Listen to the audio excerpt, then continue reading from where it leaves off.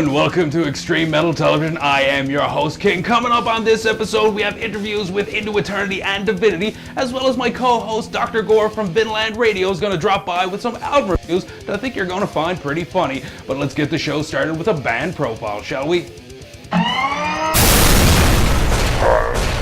Hailing from Vancouver, British Columbia, Titans Eve was formed in 2008 and have released two albums, 2009's Into the Fire EP and their debut full-length, The Divine Equal. Divine Equal is just, we've taken themes from Paradise Lost with John Milton, and we took the book of Genesis, and what we essentially did is crafted our own take on the fallen angel, Satan, and turned that into an empowering album for people. Not because we're Satanists, we don't promote it, it's just a story, and we think it's a great story, and we just kind of put it into an album.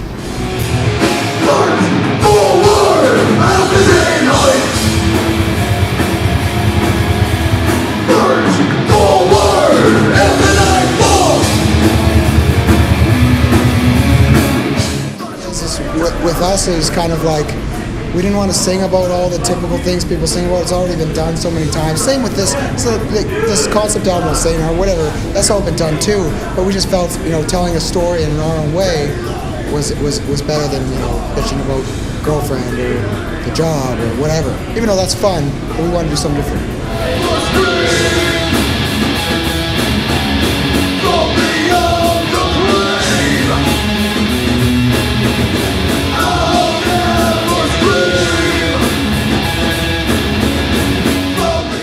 What's the story with the bootleg shirt? All right, this is a great story. Well, it's interesting. We're doing promo down in Germany because the Germans are liking us down there. So I got a guy named Jens. He's sending a bunch of CDs, and he sends the CDs, and he sends me a message. Says, "Brian, want to check this out? I found this link." So I go, okay. Sends me the link, and there's this in Bali, Indonesia.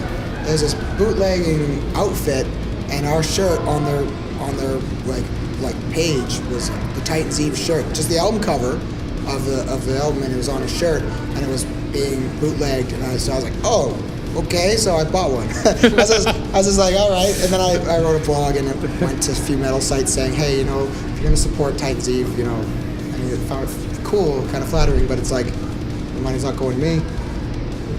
So where do we go to get the real Titans Eve shirts? If you go, we got a Bandcamp account, www.bandcamp.com. It's like Titans Eve, or you can contact us through Facebook, or go to nacht_54@yahoo.com. Go there, you'll be able to, send me your address. I'll send you the shirts and all that kind of stuff. I've got no choices. My hopes and dreams are just fantasies. So trapped, desperate to find myself out of control. Divinity's latest album is entitled The Singularity, so we asked the guys what their process is in creating such an intense-sounding album. Usually it's one of three of us will come up with a whole bunch of guitar riffs, most of the song usually, and then we present it to the band, and we all try to learn it as is, and then we start to mold it as a unit into a final song, and usually gets tweaked quite a bit, I'd say, throughout the writing process. There's usually it's music first, then lyrics, but we usually have like a concept for the whole album, and then we kind of this song is really heavy, so we're gonna line that up with this part of the concept, stuff like that.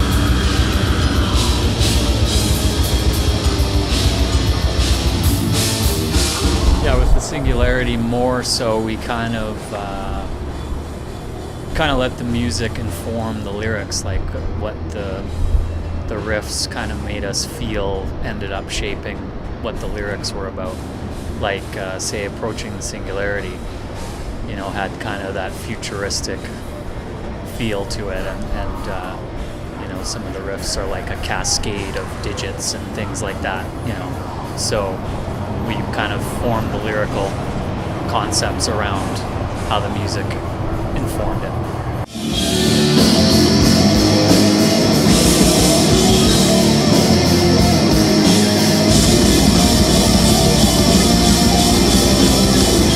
Is there a new album in the works? Well, there's always music being written, but as for an album with Divinity, it's nothing is set in stone. So when we go about writing new music, I mean, I've been writing a lot of stuff that's not metal right now. Sasha's been working on some of his own projects and recording more, and Sean's been, singing in his band. So, but yeah, we do definitely have something coming. We don't know what it is either, though. So we can't tell you exactly what it is. It could be a real trippy album. It could be a real heavy album, and it might be 2 years in the making. But we blew everything we had emotionally and financially on the Singularity. So we have to recover first. And then we'll have enough to actually write the right stuff. So you won't see it soon, but there's something coming.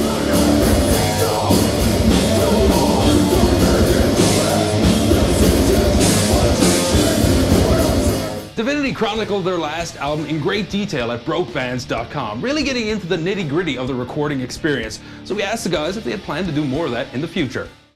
Yeah, I think so. I'm doing a lot more production and stuff like that now for other bands here. I started a studio with a couple friends.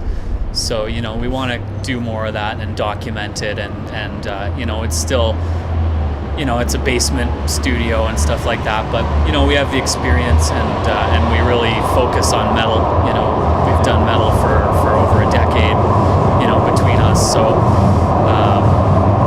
I'd like to do it more. It's just a matter of having time and stuff like that, but I'm sure we'll be adding to it as time goes on. And what's the studio's name? PerfectFifthStudios.com.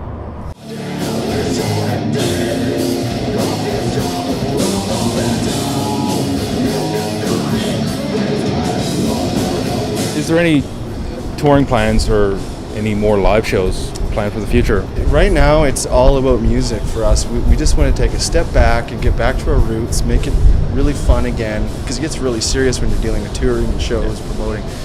There's just endless amounts of work with that, and then we just want to step back and create a whole new album.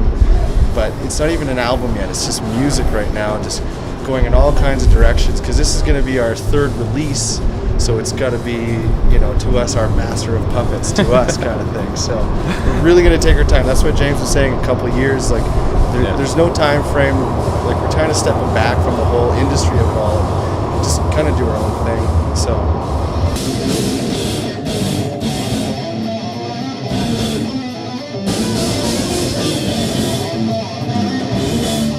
Well, I hope Divinity puts out a new album sooner rather than later, but in the meantime, if you don't have a copy of The Singularity, I highly suggest you check it out. It's a killer album. Now, speaking of some killer albums, and some not so killer albums, here's Dr. Gore with some rapid reviews.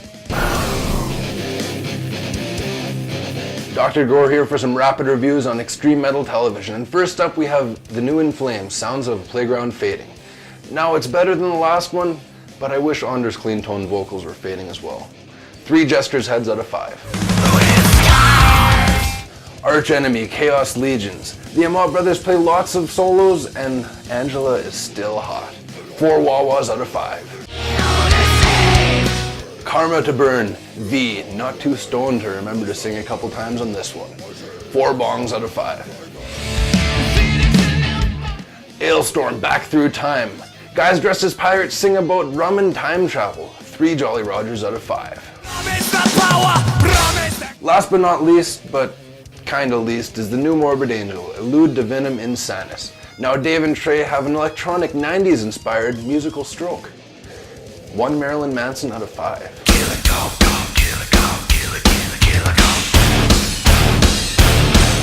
Into Eternity recently stopped by Calgary and played their Scattering the Ashes album in its entirety. We asked the band why they decided to do so. Well, it's always been a favorite of Stu's, and Stu's like, please, I love this album. It was our biggest seller, No, I don't know. I just think we played those songs so many times that we're very comfortable with them. Got a new drummer. And he was more comfortable with that stuff than the newer album. So I think it was a good way to, dip his toes in the waters, as it were, a little bit. So I would agree with that. For sure. Yeah. So speaking of your new drummer, how did that all come about? I don't know. Well, it's gonna work out. He might be out of the band soon. We'll see. Like he doesn't have enough tattoos. That's one of the big things. He has a stomach tattoo. So I guess that's what got him in the band. Isn't it his last name or something on his stomach? So, yeah. Oh, and of course, like Metallica. I think he ripped the whole thing off of Metallica. So But we got him through a friend of mine, Derek. He said that this Brian was the best drummer in Edmonton. So he flew down and actually knew most of the stuff already. So it was amazing. We didn't have to teach him anything. On real short notice, he went and learned tons of songs. So yeah, like in all reality, he's actually a really cool dude. And he's picked up the material very well. And real quick, they just actually a little sneak thing. He just actually recorded a brand new song. Yeah, with us so far. With us, and Tim just wrote this song, and he actually was just showing me the lyrics and the melodies today, and it was it's real brand new. It's amazing. Very new. It's going to be epic, and it's going to be great. No one knows yet, but we already recorded one song with Brian, so that's a good first step. So he's the recording sounds really good. So I think he's going to do really well. I think he's hungry. He's really hungry for it. So young guy. He wants to do it. So he's got lots of heart. Seems like a really decent dude too. So. Oh, great drummer. We've seen him. He really seems like I wish we had more bad things. Could be a mass murderer for all I know. We'll let you know in a few months how he works out. If there's a body count, we'll let you know. We still might kick him out though. So.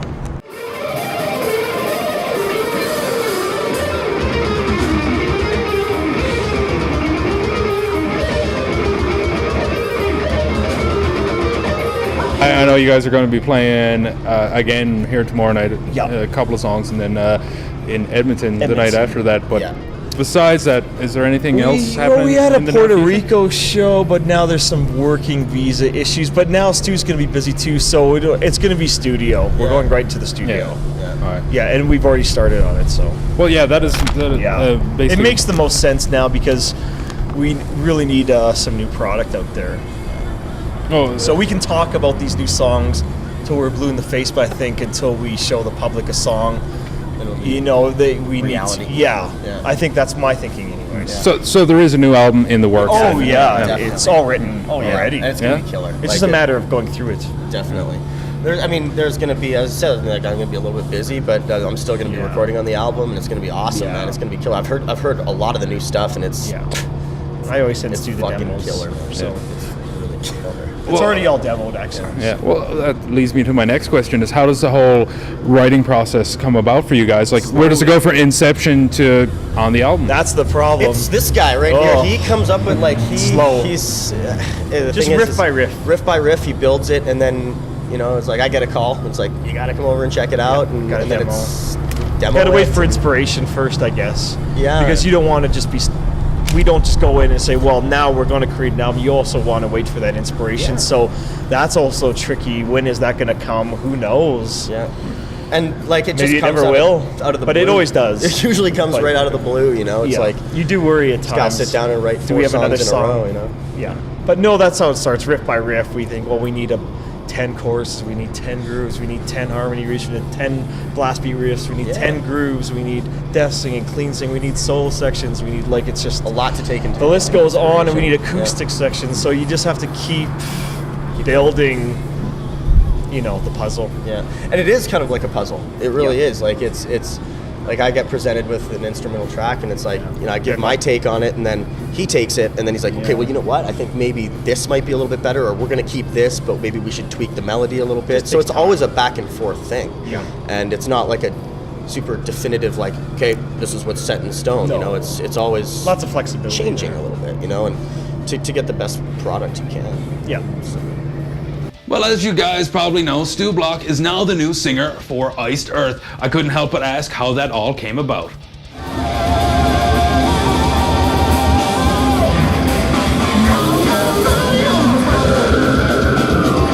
Well, I mean, it's online. You can read the whole story on Blabbermouth. But basically, how it happened was, I guess, because we went on tour with Iced Earth, and John kind of heard me backstage warming up and stuff, and kind of wondered what was going on. Didn't think anything of it, and then I don't know. It just basically Steve Joe over at Century Media gave me a call and said there was a band that was interested in utilizing my vocals for their touring cycle and their next album. And he didn't. I just said, well, what's going on? I was at a point in my life where I was just like, I'm working my day job, and we weren't seeing much money doing heavy metal, and it's I love doing it, but you have to think of life, and those factors were involved. And then he told me it was Iced Earth, and then I almost dropped the phone, right? And he says, you would be financially taken care of. And long story short, I don't want to talk too much about it because I can't do a major official interview with this stuff. But this is breaking news. You can definitely check all the whole story out on Blabbermouth. Just search it, and the whole more will be deal told, is there. I'm sure, as time goes. Yeah, exactly. So, but he is the singer. It's gonna be a great journey.